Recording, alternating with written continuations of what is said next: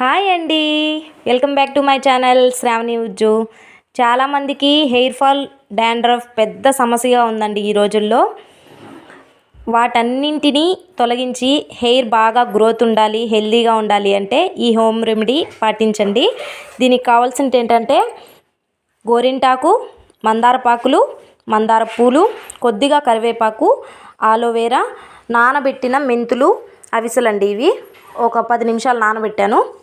వీటన్నింటిని మిక్సీకి వేసుకొని తలకు పట్టించి 25 నిమిషాల తర్వాత తలస్నానం చేస్తే రిజల్ట్స్ చాలా బాగుంటుందండి.